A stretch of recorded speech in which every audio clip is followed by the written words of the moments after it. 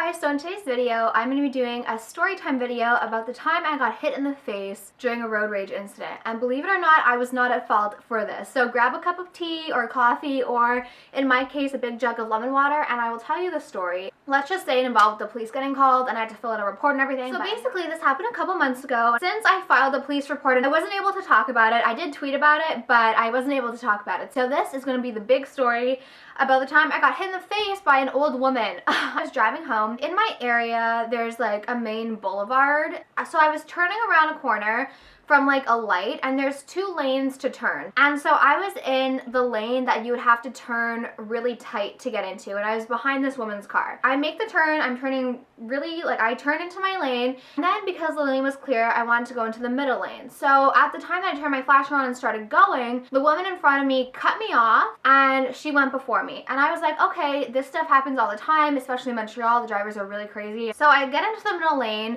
and I'm behind the woman that cut me off, and I think I might have honked because I was like, bitch, like, you cut me off, like, why are you cutting people off? And I don't even think she used a flasher. Oh yeah, she didn't even use a flasher to get into the middle lane. So after a couple minutes, it was a 3-lane road, and the lane beside me was like pretty much clear because like of a light. So I decided to go into the far right lane. Turn my flasher on because I do what I'm supposed to do. So I turn my flasher on, I'm in the middle lane, and I want to go in this lane.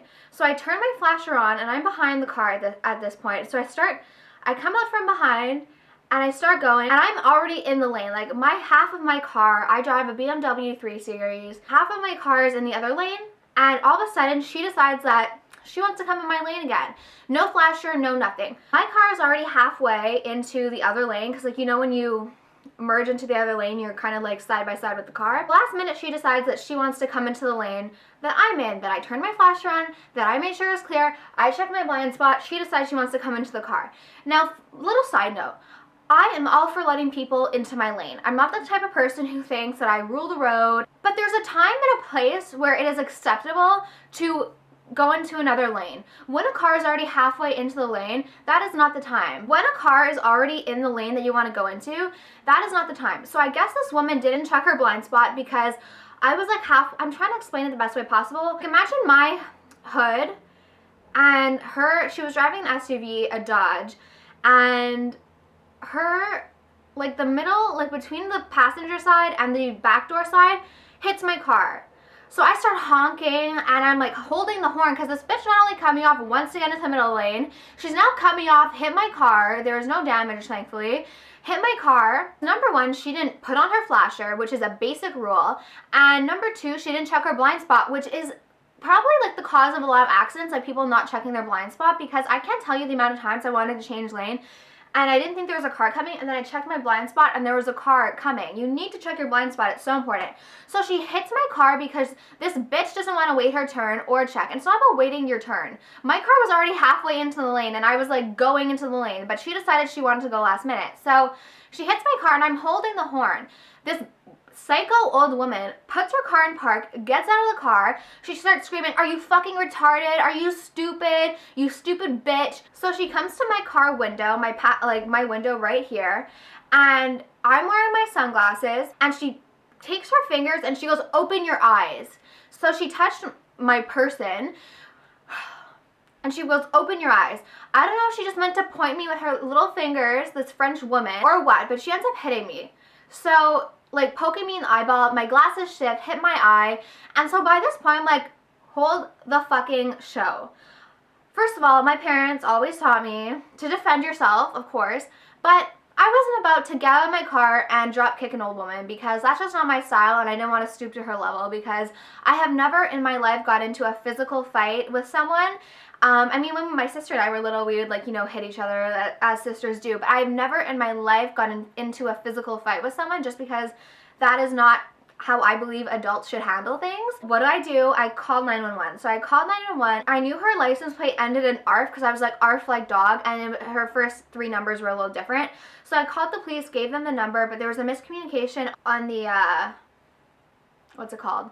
the license plate. I think it started with the N, and the person on the phone thought I said a different thing. So the person on 911, it was also the first time I called 911. The person on the phone was like, are you okay? Like, do you need an ambulance? I'm like, no, I'm just mad and I need a police officer so I can file a report, because this woman, she like made physical contact with my body, which is not allowed. It's actually assault. So even though she didn't drop kick me and throw me to the ground and beat me up, it's still assault, and it's still like, you're not supposed to just go to people and poke them in the eyeball. So anyways, she tells me to go to a parking lot a couple of feet ahead. It was like a Dagwoods parking lot, and to wait for the police officers. And so the police officers get there and they come, and I tell them the story, and I guess from what the story they heard from the person on the phone, they thought that I got out of the car as well and the woman poked me in the eye, but I was like, no, sir, like, I did not get out of the car, I did not make any physical contact. I told them the story, how she cut me off once to get into the lane, and then when I was going into the lane, she decided to hit me. So not only did this woman hit me, she hit my car, it was like a hit and run, even though there was no damage. Like, you should have common courtesy. And so they're like, okay, well, we just came because this isn't actually our jurisdiction, but we wanted to make sure you were all right, and there's going to be another police officer coming. So the other police officer came, and he was really, really nice, and we ended up, because I knew the model and make of the car, and the color of the car, he was like, okay, well, like, I knew for sure the last 3 letters were ARF, and then the numbers were right, it was just the letter. So we ended up finding the letter, and he was like, okay, well, there's 2 options. You can press charges, go to court, this whole thing. And in my mind, I'm like, what if she has family in the U.S.? Like, is this going to affect her getting through the border? Like, I just, like, even though this stupid bitch, and that's a nice word for what I want to call her, hit my car, hit me, and was just like a really aggressive person, I was like, I don't want to ruin her life. So I decided to hit her where it hurt, and it was to get the police officer to file a ticket, like over $1,000 ticket, to teach her a lesson. You can't be hitting young girls or boys. You just don't handle things like that. So he was like, look, I'm going to go to her house, just knock on her door, see how she reacts, and I will call you back and you can decide what you want to do, because I think after the accident or after the time you call the police, you have 30 days to decide if you want to press charges or anything like that. So I decided, I was like, okay, like, just call me and tell me, like, how she reacts and everything, because he wanted to hear her side of the story. I was interested in hearing her side of the story. So he goes to her house, and after, he calls me back and he's like, okay, I understand, like, your story, because this woman was extremely aggressive. Like, you could just tell her personality was really aggressive, and so he kind of guided me into the direction of either pressing charges or getting a ticket issued. So basically, what she told the police officer was that I was being uncooperative by not letting her into the lane that I was halfway getting into.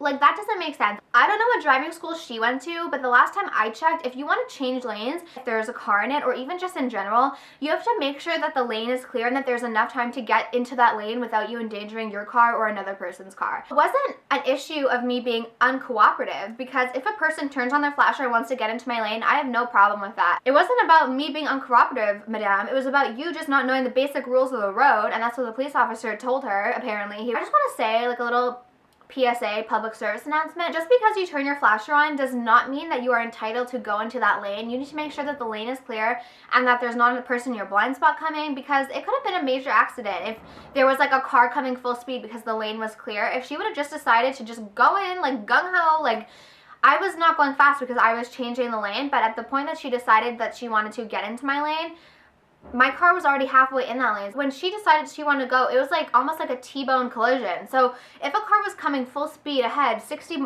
kilometers an hour, and she just decided, the car could have really seriously injured not only her passengers, the other car. So yeah, just because you have your flasher on and want to change lanes does not mean you are entitled to do so. You need to be careful on the road. And I don't know how some people get their license. So I hope you guys enjoy that story. I know some people will be like, you should have let her in, but it wasn't like I was already in that lane and just decided not to let her in. Like, I had turned my flasher on, checked my blind spot, and I was already like halfway into the new lane when she decided she wanted to go and didn't check anything. So it wasn't an option of letting her in. It was just like, she just didn't decide to check. So it wasn't a thing about me not wanting to let her in. Anyways, yeah, she ended up getting a nice ticket. I was like, I don't want to charge her, like, press charges, just because it's like such a hassle at the border. And I figured, like, it wasn't like she injured me or anything. I mean, if someone beat me up, yeah, I'd press charges. But I figured, like, a nice big ticket would be a good way to teach her a lesson. Be careful on the roads. People are crazy. I hope you guys are having a great day or night depending on when you watch this. Let me know if you like these story time videos because I do have some interesting stories. I know like they're kind of being overdone on YouTube right now. Sometimes I see people upload them. I'm like, all my storytime videos are true and I try to make them as undramatic as possible, like when I'm telling the story. So I hope you guys enjoy. With that said, I hope you have a great day or night depending on when you watch this, and I will talk to you soon.